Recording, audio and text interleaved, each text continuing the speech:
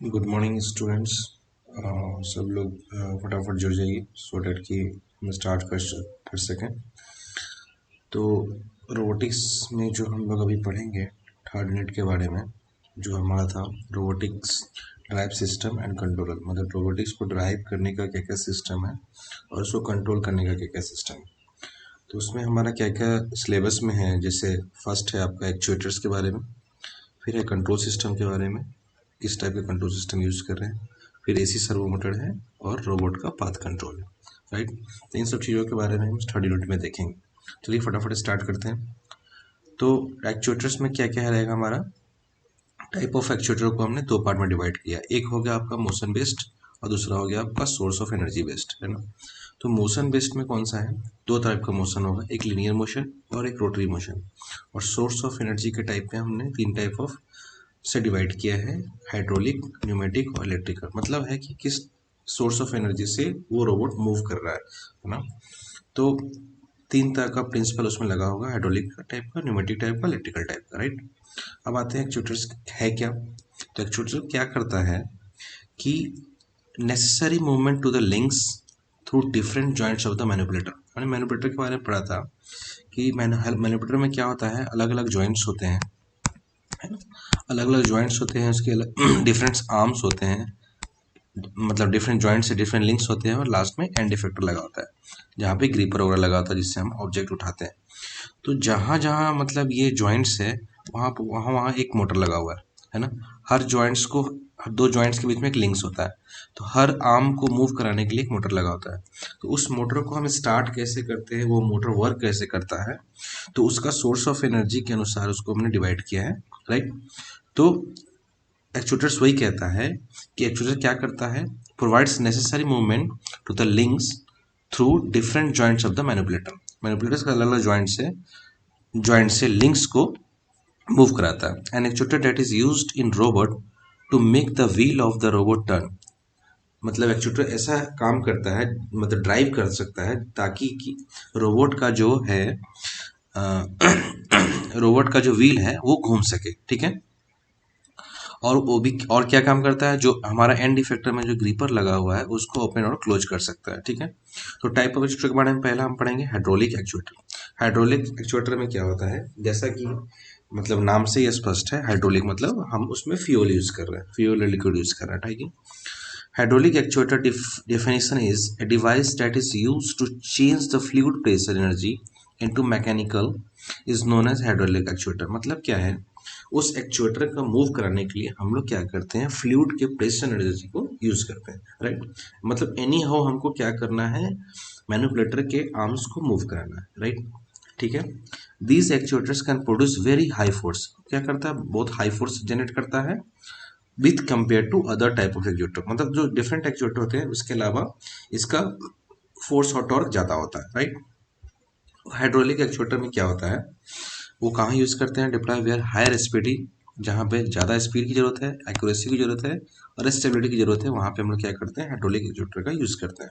Right, hydraulic actuator are used in robot handling heavy loads, जहाँ पे heavy load की जरूरत होती है वहाँ पे यूज़ करते हैं। सपोज हमारे पास ये फिगर है, तो इस फिगर में क्या देख रहे हैं हम लोग, ये हमारा बीच में क्या है, पिस्टन लगा हुआ है, राइट। तो उस पिस्टन को मूव करने के लिए हाइड्रोलिक मतलब जो फ्लूइड एनर्जी का प्रेशर है वो दो तरह से मूव करता है, एक फ्लूइड यहाँ से और एक यहाँ से। तो जब यहाँ से हमारा फ्लूइड मूव करेगा नीचे की तरफ, तो क्या करेगा, इस पिस्टन को आगे की तरफ मूव करेगा। राइट, आगे की तरफ मूव करेगा। और दूसरी तरफ कि जब यहाँ से प्रेशर रिलीज होगा, यहाँ से जब फ्लूइड रिलीज होगा, तब ये पिस्टन पीछे की तरफ मूव करेगा। राइट, मतलब पिस्टन को आगे मूव कराने के लिए, उसमें प्रेशर जनरेट करने के लिए हमने यहाँ से फ्लूइड को इनलेट कराया। तो इनलेट कराने के बाद क्या होगा कि फ्लूइड अपना प्रेशर डालेगा सो डैट कि ये पिस्टन यहाँ मूव कर सके और पिस्टन और मूव कर सके, जिससे कारण हम लास्ट में जो भी जिस तरह का वर्क करना चाहते हैं कर सकते हैं। मतलब फ्लूइड के प्रेशर एनर्जी, जैसे ही फ्लूइड को रिमूव करेंगे पिस्टन अपने वापस जगह पे चला जाएगा।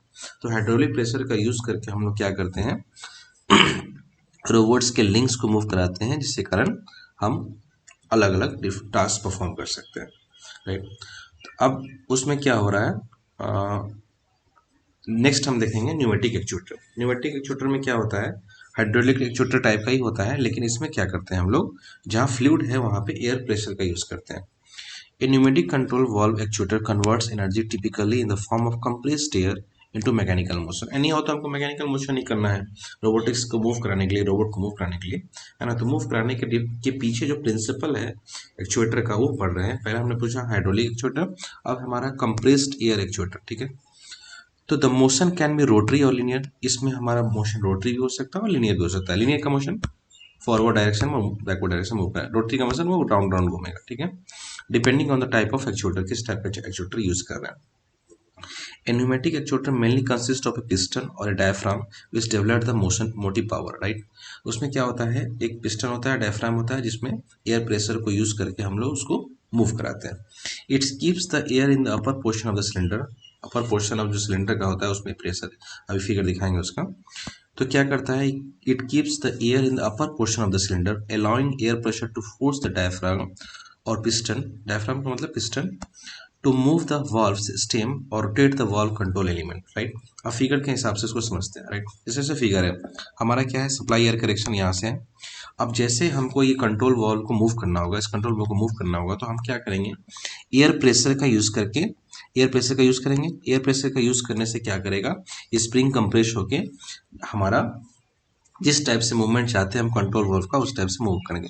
मतलब एंड ऑफ द स्टोरी क्या है कि इसको मूव कराने के लिए हम इसके पीछे जो प्रिंसिपल यूज कर रहे हैं वो क्या करें, एयर प्रेशर का यूज करते हैं।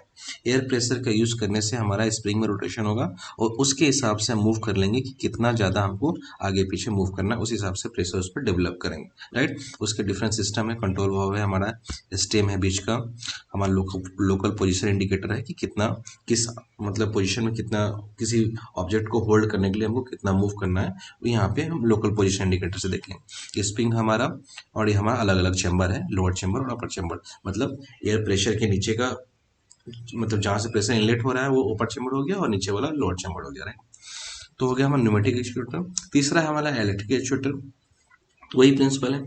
अब इलेक्ट्रिकली प्रेशर को जनरेट करें, सपोज हमारे पास जिसमें क्या हो रहा है, इलेक्ट्रिकल कनेक्शन है हमारे पास, एक हमारे पास ये है, दूसरा हमारा ये कोर है, दोनों पे वाइंडिंग किया हुआ है। जब हम इलेक्ट्रिकल एनर्जी में सप्लाई देंगे तो इसमें फ्लक्स बनाएगा, फोर्स जनरेट होगा, उस फोर्स की वजह से क्या होगा, ये स्प्रिंग प्रेस होगा और स्प्रिंग के प्रेशर के अनुसार ही हमारा कंट्रोल होम यहाँ पे मूव करेगा। मतलब इसके पीछे जो होगा प्रिंसिपल वो क्या है, इलेक्ट्रिकल एनर्जी है। Electrical actuator is a mechanical device use to convert electricity, क्या करता है, इलेक्ट्रिसिटी को कन्वर्ट करता है काइनेटिक एनर्जी में, मतलब मैकेनिकल एनर्जी में कन्वर्ट करता है, राइट। और उसका भी मोशन कैसा हो सकता है, लीनियर भी हो सकता है और रोटरी मोशन भी हो सकता है, राइट। अब आते हैं हमारा जो मोशन के हिसाब से हमने एक्चुएटर को डिवाइड किया था, वो है लीनियर एक्चुएटर। लीनियर एक्चुएटर में क्या होता है, it is an actuator that creates motion in straight line motion. Suppose जैसे नाम से ये स्पष्ट है हमारा, लीनियर एक्चुएटर में क्या होगा, लीनियर मोशन होगा, मतलब टू एंड फ्रो मोशन होगा, right.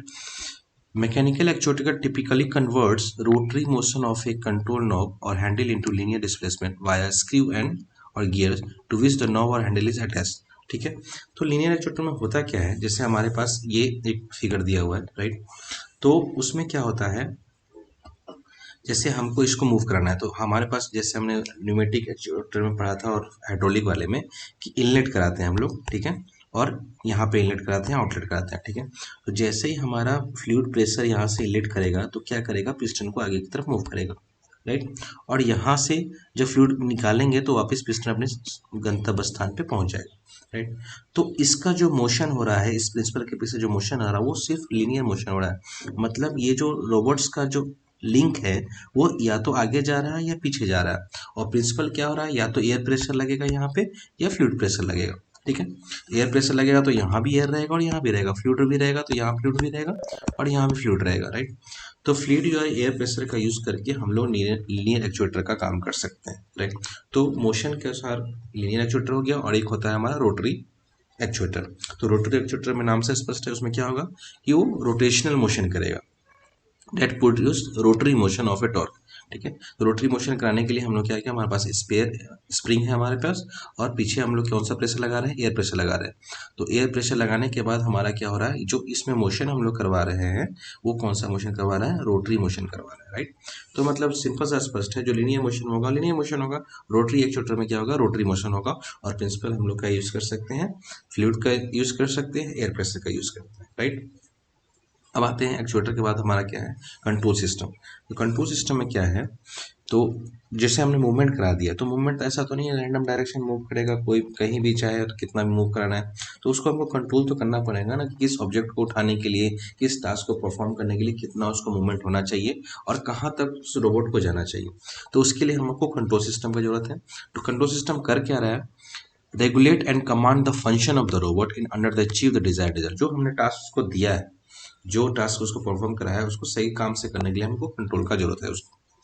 Robot itself is an autonomous machine that has three main parts which all together in a cohesive manner. Robot के पास जो होता है एक ऑटोनोमस डिवाइस है जिसका 3 मेन पार्ट होता है। कौन कौन सा, actuator, sensor and control system. ठीक है, एक्चुएटर्स के बारे में हमने देखा, सेंसर के बारे में भी हमने पिछले यूनिट में देख चुका है। तो कंट्रोलर के बारे में क्या क्या है, कंट्रोलर के बारे में थोड़ा बहुत हमने जानते हैं, फिर भी एक बार यहाँ पे डिटेल लिख सकते हैं। ठीक है, टाइप्स ऑफ कंट्रोल सिस्टम हमारे पास ऑलरेडी हमने कंट्रोल सिस्टम में देखा है कि क्लोज लूप सिस्टम होता है, ओपन लूप सिस्टम होता है। तो क्लोज लूप सिस्टम क्या करता है, हम डिवाइस कर लेते हैं, a system in which the output variable is compared with an input parameter and any difference between the two is used to drive the output into agreement with the input, right। कारण मैं कहने का मतलब ये है कि जो input और आउटपुट के बीच में जो पैरामीटर होता है उसको हम थ्रू फीडबैक कंट्रोल करते हैं, राइट। तो हमने यहाँ इनपुट पैरामीटर लिया, बीच में कंट्रोलर हमारा है, एक्चुएटर है, प्रोसेस है, और आउटपुट वेरिएबल को वापस हमने क्या किया, इनपुट में फीड किया। ठीक है, तो इनपुट में फीड करने का मतलब क्या होगा कि आउटपुट के चेंजेस के अनुसार हम इनपुट को वेरी करेंगे। क्लोज लूप कंट्रोल सिस्टम का मतलब क्या होता है, मतलब फुल्ली कंट्रोल सिस्टम है मतलब पूरे मेरे हाथ में कमांड है कि उसको इनपुट हम किस हिसाब से दें कि आउटपुट डिजायर्ड आउटपुट मिले। ठीक है, तो आउटपुट में जितना वेरिएशन होगा उस हिसाब से हम इनपुट को कंट्रोल करेंगे। तो ये क्या हो गया, क्लोज लूप कंट्रोल सिस्टम हो गया। सपोज मान लेते हैं कि हमारे पास आउटपुट में कोई ऐसा मतलब जो ऑब्जेक्ट हम लोग डिजायर ऑब्जेक्ट हम ले रहे हैं, मान लो उसका टेम्परेचर बढ़ गया, तो टेम्परेचर बढ़ गया तो इनपुट को तो पता नहीं चलेगा, तो वो तो अपना हीट देते जा रहा है या फिर जो भी इनपुट कमांड देते जा रहा है। तो फीडबैक सेंसर क्या करता है, फीडबैक सेंसर पता कर लेगा अच्छा आउटपुट में क्या है, हीट ज़्यादा हो गया है, टेम्परेचर ज़्यादा हो गया, मतलब जो भी मतलब एक एग्जांपल दे रहा है, उस हिसाब से वो क्या करेगा, इनपुट को कंट्रोल करेगा ताकि जो हमारा टेम्परेचर और प्रेशर है, हीट है, वो भी बैलेंस रहे आउटपुट में भी। ठीक है, ओपन लूप कंट्रोल सिस्टम में क्या होता है, ये फीडबैक सिस्टम का कोई झोल नहीं होता है। और open control system is one which the control action is independent of the output. और आउटपुट्स पर डिपेंड नहीं होता है, आप सिर्फ इनपुट पैरामीटर दीजिए, आपका कंट्रोलर एक्चुएटर प्रोसेस होगा, आउटपुट वेरिएबल मिल जाएगा। मतलब इसका कमांड आउटपुट में अगर कुछ चेंज होता भी है तो हम इनपुट से उसको कंट्रोल नहीं कर सकते। एक बार हमने फिक्स कर दिया कंट्रोल सिस्टम को, इनपुट में हम ये देंगे और आउटपुट में निकलेगा, तो यही प्रोसेस चलता रह जाएगा। ठीक है, अब आते हैं नेक्स्ट कंट्रोल सिस्टम में क्या है, इनपुट ओपन लूप और क्लोज लूप के बाद सर्वो कंट्रोल सिस्टम है, नॉन सर्वो कंट्रोल सिस्टम है। सर्वो कंट्रोल सिस्टम में क्या होता है कि वो क्या करता है, सर्वो का मतलब एक तरह से ऑटोमेटिक हो गया, ये regulate of speed position of A motor based on A feedback signal. तो फीडबैक सिग्नल के आधार पे क्या करता है, स्पीड और पोजीशन को कंट्रोल करता है कौन, सर्वो कंट्रोल सिस्टम। मतलब एक तरह का क्या है, ये क्लोज लूप कंट्रोल सिस्टम है। One of the automatic control system, ये क्या है, ऑटोमेटिक कंट्रोल सिस्टम है। तो कोई भी चीज़ ऑटोमेटिक कब होगा, जब उसके आउटपुट पैरामीटर को हम फीडबैक के तौर पे ले रहे हैं, आउटपुट पैरामीटर को भी कंसीडर करके इनपुट को मैनेज कर रहे हैं। मतलब तो ऑटोमेटिक कंट्रोल सिस्टम है सर्वो कंट्रोल सिस्टम, तो मतलब क्या होगा, ये क्लोज लूप कंट्रोल सिस्टम ही है। It is use to control the rotation angle. Rotation angle मतलब क्या हुआ कि रोबोट का आर्म है तो कितना रोटेट करेगा, किसी ऑब्जेक्ट को उठाने के लिए या मूवमेंट करने के लिए कितना उसका आर्म रोटेट करेगा, रोटेशन एंगल हो गया। Control object so that it can automatically continuously and accurately re enter the input command, so that कि इनपुट कमांड के अनुसार ही उसको मालूम है कि रोटेशन कितना करना है, ऑटोमेटिक कितना मतलब ऑटोमेटिक काम करना है रोटेशन एंगल को, और कंटिन्यूसली किसी काम को परफॉर्म करना है और एक्यूरेट मैनर में काम करना है, तो हम लोग क्या करते हैं, सर्वो कंट्रोल सिस्टम का यूज़ करते हैं। Most of the control system, most of तो हमारा जो रोबोट होता है इसी प्रिंसिपल पर हमारा बेस्ड होता है। क्योंकि अगर हम ह्यूमन इंटरफेरेंस इतना ज़्यादा होगा तो फिर हम लोग रोबोट बनाने की जरूरत क्या है, खुद ही काम कर लेंगे, मैकेनिकल डिवाइस यूज़ करके हम काम कर लेंगे। तो ऑटोमेटिक होने के लिए हम रोबोट यूज़ करने का मतलब है कि हम लोग को सब कुछ ऑटोमेटिक चाहिए, और उसमें open loop control system use करेंगे तो रोबोट अगर फिक्स टास्क परफॉर्म करना है तो ठीक है, ओपन लूप कंट्रोल सिस्टम अच्छा है, जहाँ ऑब्जेक्ट भी आ रहा है कंटिन्यूसली और वो ऑब्जेक्ट और रोबोट क्या कर रहा है, उस ऑब्जेक्ट को उठा के किसी खास प्लेस पर डाल रहे हैं। राइट। लेकिन ज़्यादातर रोबोट कंट्रोल सिस्टम मतलब रोबोट कैसा है, सर्वो कंट्रोल सिस्टम है। It is usually a close loop control system with negative feedback, right, हमने देख लिया है। And in some cases open loop control system can be use to achieve it for some. तो open loop control system कहाँ use करेंगे, servo control system में, जहाँ पे हमको फिक्स टास्क परफॉर्म करना है। सपोज मान लो यहाँ कोई ऑब्जेक्ट, ठीक है, और ऑब्जेक्ट कहीं से डिलीवर होकर यहाँ पे आ रहा है, तो ये पता है कि ऑब्जेक्ट हमेशा डिलीवर होकर इस प्लेटफॉर्म पे आएगा, और रोबोट का काम है कि यहाँ से इस ऑब्जेक्ट को उठा के क्या करना है, किसी जगह पे प्लेस करना है। तो उसके लिए फिक्स टास्क है, फिक्स टास्क है, तो ऑब्जेक्ट यहाँ पे आने का भी फिक्स है कि यहाँ पे आएगा ही, हर टाइम में, हर 1 सेकंड में आएगा, और हर 1 सेकंड में इस ऑब्जेक्ट को उठा के कहीं पे फिक्स जगह पे लोकेट कर देगा। तो यहाँ पे open close loop control system की कोई जरूरत नहीं है, ओपन लूप कंट्रोल सिस्टम से भी हम लोग काम कर सकते हैं, राइट। सर्वो कंट्रोल सिस्टम का टाइप्स है, एक पोजिशनल रोटेशन है, ठीक है। तो पोजिशनल रोटेशन में क्या होता है कि हमारा it rotates 180 degree. They also have stops in the gear mechanism to protect the output shaft from overhead rotating, ठीक है। तो पोजीशन रोटेशन का मतलब क्या हुआ, जैसे कि नाम से स्पष्ट है, उसका सिर्फ पोजीशन चेंज होगा, ठीक है। तो इस ये क्या करेगा, मान लो एक प्लेटफॉर्म है हमारा, तो उसमें मूवमेंट का क्या है कि 180 डिग्री रोटेट करेगा मैक्सिमम, यहाँ से लेके यहाँ तक ही रोटेशन करेगा, इस पोजीशन से लेके इस पोजीशन तक रोटेशन करेगा, ठीक है, ठीक है। उसमें क्या होगा कि गियर मैकेनिज्म लगा होगा किसको स्टॉप करने के लिए, मतलब यहाँ पे गियर मैकेनिज्म, यहाँ पे गियर मैकेनिज्म, सो डैट कि रोबोट हमारा क्या गया के 180 डिग्री से बाहर नहीं मूव करेगा, और उसी पोजीशन अपना 180 डिग्री के आसपास चेंज करते रहेगा। कंटिन्यूस रोटेशन, अब नाम से ही सबको पकड़ना है, ठीक है।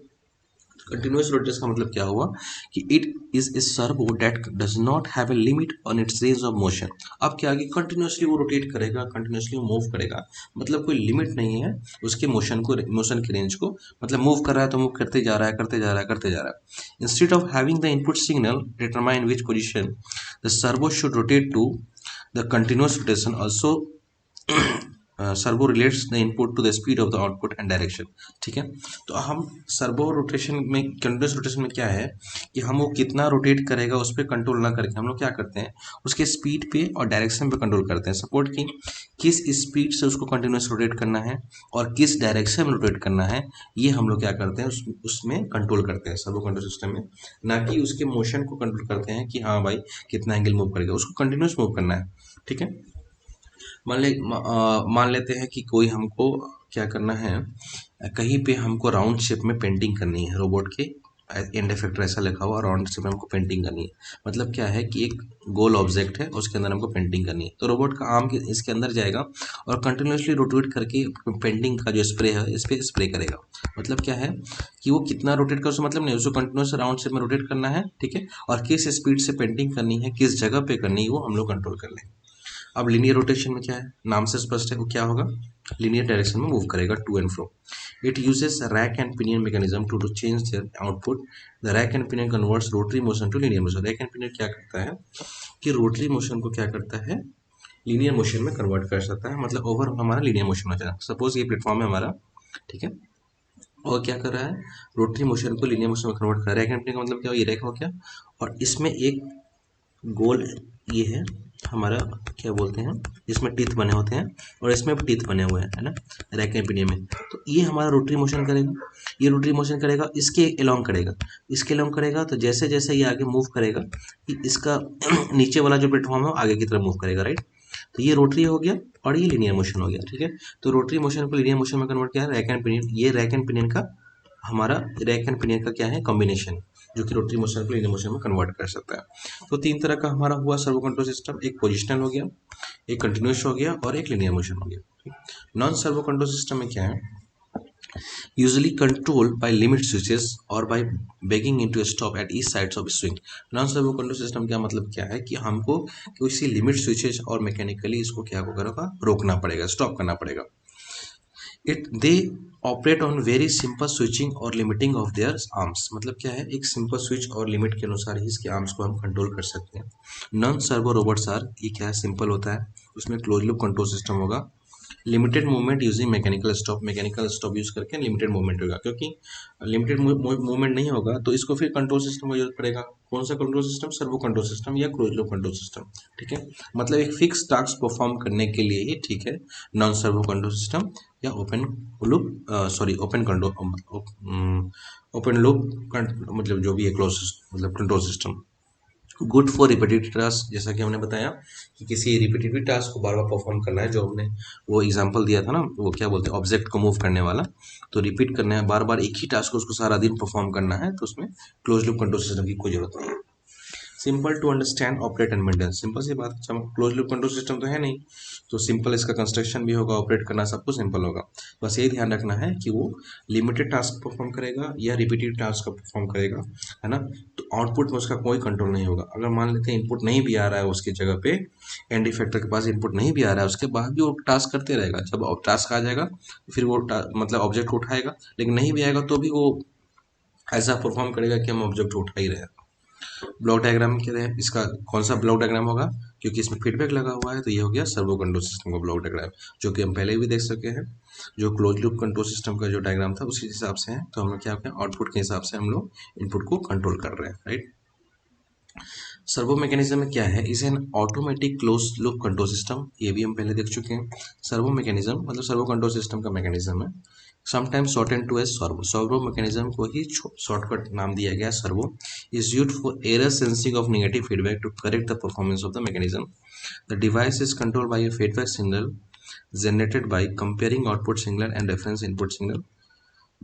कहने का मतलब ये है कि जब आउटपुट सिग्नल को फीडबैक के थ्रू सेंस करके इनपुट में भेजते हैं, तो क्या करता है, इनपुट सिग्नल और फीडबैक सिग्नल को कंपेयर करके जो नया इनपुट देता है कंट्रोल सिस्टम को, तो वो जो नया इनपुट जा रहा है इसके साथ, उसको एरर सिग्नल बोलते हैं, राइट। वही चीज़ यहाँ पे लिखा हुआ है, दोनों को कंपेयर करने के बाद ही इनपुट कमांड दे रहे हैं कंट्रोल सिस्टम को, ठीक है। When reference input applied to the system, जब रेफरेंस में अप्लाइड करता है सिस्टम में, it is compared with output reference signal, जो कि फीडबैक सिग्नल हमारा है, and third signal is produce which acts as an input signal of a control system, जिसको हम एरर सिग्नल बोल रहे हैं, right.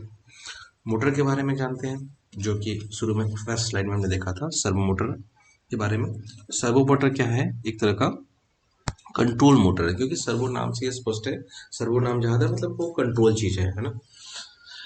These motors are used in feedback control system as output actuator। इसको हम कहाँ यूज करते हैं, फीडबैक कंट्रोल सिस्टम में, जो आउटपुट एक्चुएटर के तौर पे। They have low inertia and therefore high speed of response. Servo motors are widely used in the radar, computer, robot, etc. अब सर्वो मोटर वो ड्राइव करना है, तो ड्राइव करने का दो तरह का सर्वो मोटर है, डीसी सर्वो मोटर और AC servo motor. DC servo motor है तो नो डाउट कि वो डीसी सोर्स ऑफ एनर्जी से चलेगा, जो कि इनपुट कमांड होगा उसका, और AC servo motor AC source of energy चलेगा।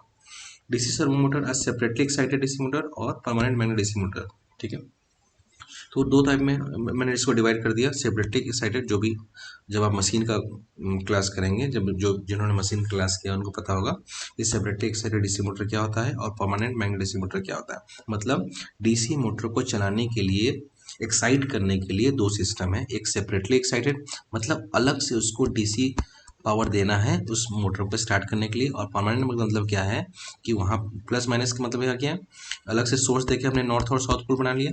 और परमानेंट मैग्नेट डीसी मोटर का मतलब क्या हुआ कि ऑलरेडी उसके पास परमानेंट मैग्नेट है जो कि नॉर्थ और साउथ पोल बना रहा है, ठीक है। तो दो तरह का मतलब एक्साइटेशन के तौर पे हमने इसको डिवाइड कर लिया, ठीक है। The speed of DC motor is normally control by varying the armature voltage. तो डीसी वोल्ट जो सर्वो मोटर है उसका स्पीड हम लोग कैसे मैनेज कर रहे हैं, आर्मेचर वोल्टेज को कंट्रोल करके, ठीक है। दो तरह का वोल्टेज होता है डीसी सर्वो मोटर में, एक आर्मेचर वोल्टेज और field voltage. The armature of A DC servo motor has large resistance so that the torque speed characteristics are linear and have large negative slope। तो DC servo motor का क्या होता है, resistance बहुत ही ज़्यादा होता है, सो डैट कि उसका टॉर्क स्पीड जो कैरेक्टरिस्टिक है, टॉर्क वर्सेस स्पीड का जो कैरेक्टरिस्टिक्स है वो कैसा होगा, लीनियर होगा, लीनियर होगा। उसके अलावा क्या है कि लार्ज नेगेटिव स्लोप होगा, उसका स्लोप क्या होगा, ज़्यादा नेगेटिव होगा, ठीक है। The armature MMF and the excitation and field MMF are in quadrature in DC machine.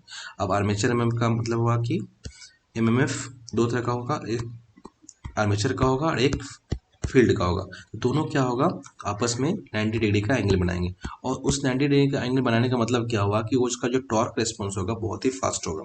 ठीक है, जितना अगर 90 डिग्री से कम हो जाएगा या ज़्यादा हो जाएगा तो उसका फास्ट टॉर्क रिस्पॉन्स नहीं आएगा। ठीक है, step changes in the armature voltage और current produces a quick change in the position और speed of the DC motor. जैसे जैसे आर्मेचर वोल्टेज में चेंजेस करोगे उसके उसके अकॉर्डिंग ही हमारा क्या होगा, डीसी जो सर्वो मोटर है उसका पोजीशन और स्पीड उसके अनुसार क्विक रिस्पॉन्स करेगा, मतलब जल्दी से उसका रिस्पॉन्स करेगा। जैसे जैसे आर्मेचर वोल्टेज हम चेंज करेंगे और या उसको करंट प्रोड्यूस को चेंज करेंगे तो क्या होगा, उसका पोजीशन और स्पीड में हमेशा मतलब क्विक रिस्पॉन्स आएगा हमारे पास। इसी ये किसका था, डीसी सर्वो मोटर का। अब एसी सर्वो मोटर में क्या है, एसी सर्वो मोटर क्या है, the stator has two distributed winding, दो तरह का वाइंडिंग होता है और दोनों 90 डिग्री के पार्ट होता है। ठीक है, एक वाइंडिंग को हम लोग क्या बोलते हैं, रेफरेंस और फिक्स फेज, सपोज इसको बोलते हैं रेफरेंस और फिक्स फेज, और दूसरे को क्या बोलते हैं, कंट्रोल फेज। ठीक है, ये हो गया कंट्रोल फेज, और दोनों के बीच में क्या है, 90 डिग्री का एंगल बना हुआ, right. Other winding call control phase is supplied with variable voltage of the same frequency as the reference, दोनों का फ्रीक्वेंसी सेम है, इसका भी एफ है और इसका एफ है, तो ये हमारा क्या होगा, वेरिएबल वोल्टेज देगा, और ये हमारे पास क्या है, फिक्स वोल्टेज है। ठीक है, the speed and torque of the rotor are controlled by the phase difference between the control voltage and the reference voltage. तो अब दोनों का जो स्पीड और टॉर्क है, इस मोटर का, इसी मोटर का जो स्पीड है, सपोज इसका स्पीड है और टॉर्क है, इसको कैसे कंट्रोल करेंगे, इन दोनों के बीच का जो फेज डिफरेंस होगा उससे। अब देखते हैं डायग्राम देखते हैं, ये हमारा रेफरेंस फेज हो गया। ठीक है, और ये कंट्रोल फेज हो गया। तो हमने बोला कि रेफरेंस फेज का क्या है, हमारा वोल्टेज सेम है।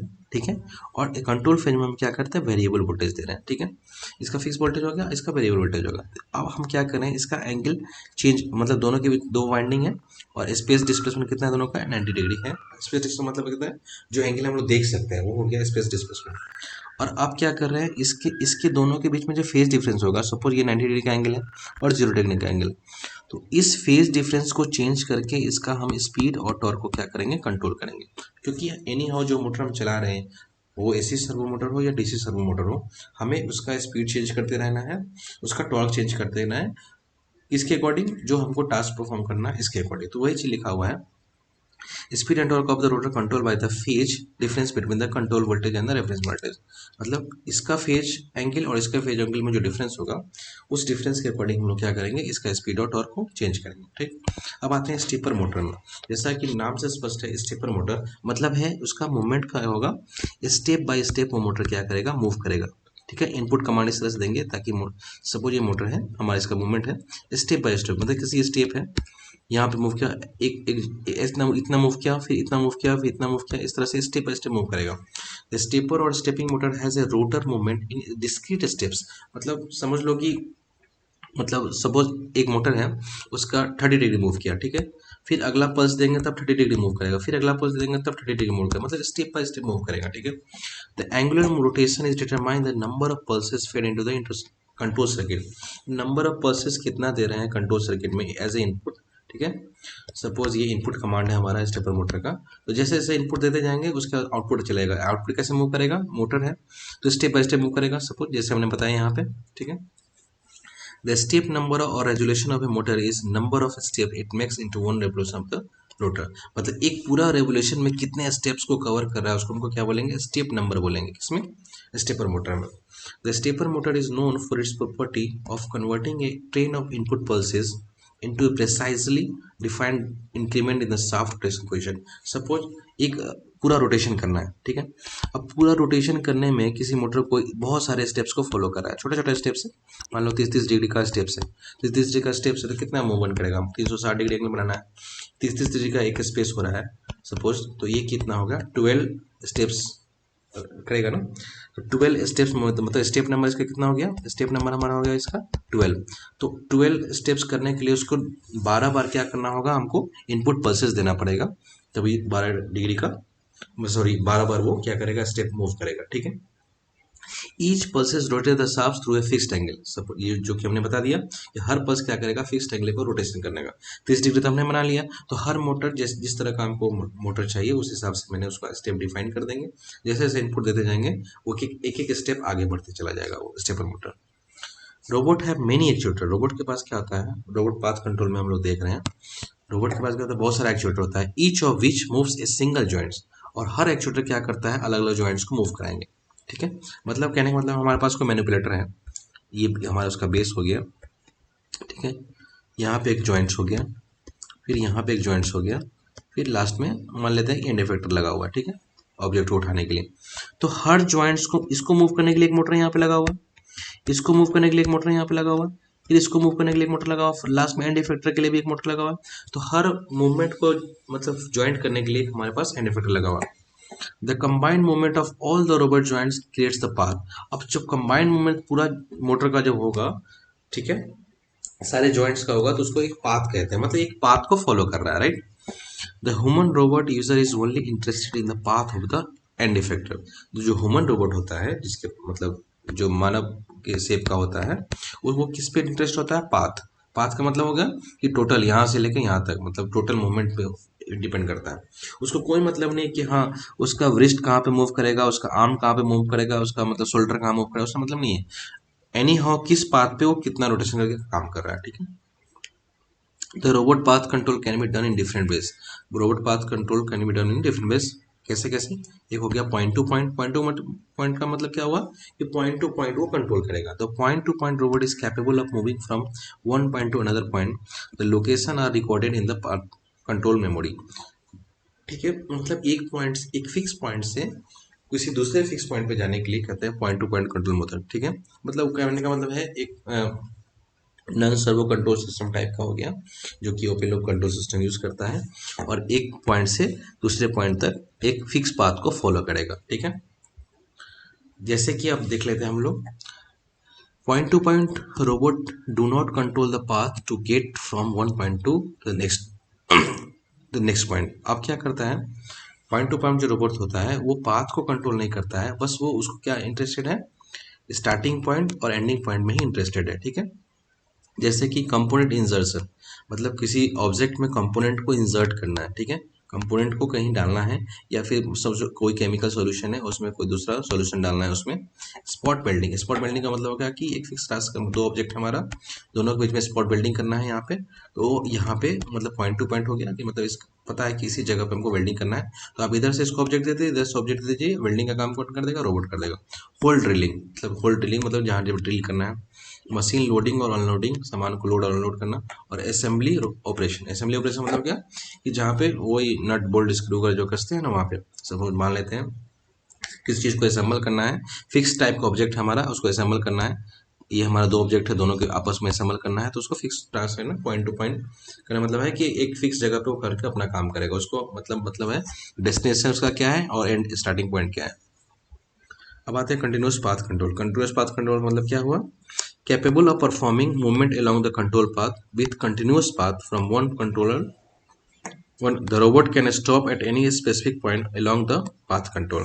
तो रोबोट क्या है, स्टॉप कर जाएगा किसी स्पेसिफिक पॉइंट पे। ठीक है, मतलब कंट्रोल पाथ में जो कहीं भी किसी जगह पे वो रोक सकता है। ठीक है, एग्जाम्पल क्या हो गया, स्प्रे पेंटिंग, फिनिशिंग, ग्लूइंग और आर्क वेल्डिंग। मतलब स्प्रे पेंटिंग का मतलब समझ, जो हम लोग पेंटिंग करते हैं तो उसमें क्या है, कंटिन्यूसली वो स्प्रे मतलब एग्जिट करते रहेगा। फिनिशिंग का काम करना है, कहीं पॉलिश वगैरह करना है, फिनिशिंग करना है। ग्लूइंग का मतलब क्या हुआ, कहीं ग्लू लगाना है वगैरह। आर्क वेल्डिंग का मतलब हो गया वेल्डिंग करना, आर्क वेल्डिंग। ठीक है, मतलब ये सारे जो टास्क है वो कंटिन्यूस टास्क परफॉर्मेंस हो रहा है। अगर उसको स्टॉप करना होगा तो जरूरी तो नहीं है कि स्प्रे पेंटिंग किसी खास रोटेशन पे मूव करेगा या रुकेगा, ऐसा तो नहीं है। किसी किसी भी जगह पे जाके वो रुक सकता है। फिनिशिंग का काम, ग्लू का काम, आर्क वेल्डिंग का काम, है ना। तो इस तरह से सारे का काम हमारा परफॉर्म हो जाएगा, राइट। अब आते हैं हम किस पे, कंट्रोल पाथ कंट्रोल पे। कंट्रोल पाथ कंट्रोल का मतलब क्या हुआ, the control equipment can generate part of different geometry such as straight line, circles, interpolate curves with high degree of accuracy. Control path मतलब जो पाथ पे उसको रोटेट करेगा उसको हमको कंट्रोल करना है। ठीक है, only the start and finish points and path definition function must be stored in the robot control path definition memory. तो स्टार्टिंग पॉइंट, फिनिश पॉइंट और जो पाथ में मूव कर रहा है वो सारे स्टोर किस में होगा, रोबोट कंट्रोल पाथ मेमोरी में। It is important to mention that all control path robot have a servo capability to correct their path, right. अब आते हैं कंट्रोल पाथ कंट्रोल का मतलब समझ में आ गया। जैसे कि जो पाथ हमको मूव करना है उस जैसे रोबोट का मूवमेंट करना है हमको, ऑब्जेक्ट को लेके किसी पाथ पे जाना है, जैसे हमने क्या किया, इस ऑब्जेक्ट को यहाँ से उठा के यहाँ पे ले जाना है, किसी कारणवश उस ऑब्जेक्ट को हमको यहाँ पे डंप करना पड़ेगा। इसका मतलब क्या है कि हम इस ऑब्जेक्ट का जो कंट्रोल है उसके पाथ को भी कंट्रोल कर रहे हैं, ठीक है ना। पॉइंट टू पॉइंट में क्या था कि यहाँ से ऑब्जेक्ट को उठाना है और यहाँ पे डालना है, ठीक है। कंटिन्यूस पाथ का मतलब क्या है, किसी खास मोशन में करते रहेगा। लेकिन path control, control path control मतलब क्या, कि ऑब्जेक्ट को उठाना है, यहाँ पे पहले टास्क फिक्स था, लेकिन हमने क्या किया, हमारा पाथ कंट्रोल है, मतलब हम चाहे तो यहाँ पे भी ऑब्जेक्ट को डंप कर सकते हैं, यहाँ भी कर सकते हैं, यहाँ किसी किसी भी जगह पे कर सकते हैं। मतलब स्टार्ट और फिनिश पॉइंट के अलावा भी जो बीच का जो पाथ है उस पर भी हम लोग इसको कंट्रोल कर रहे हैं, ठीक है। So it's all about, thank you for listening, it's all about your this unit, जिसमें हम लोग ने क्या क्या देखा, एक्चुएटर के बारे में देखा हमने, कंट्रोल सिस्टम के बारे में देखा, और किसके बारे में देखा, पाथ कंट्रोल के बारे में देखा।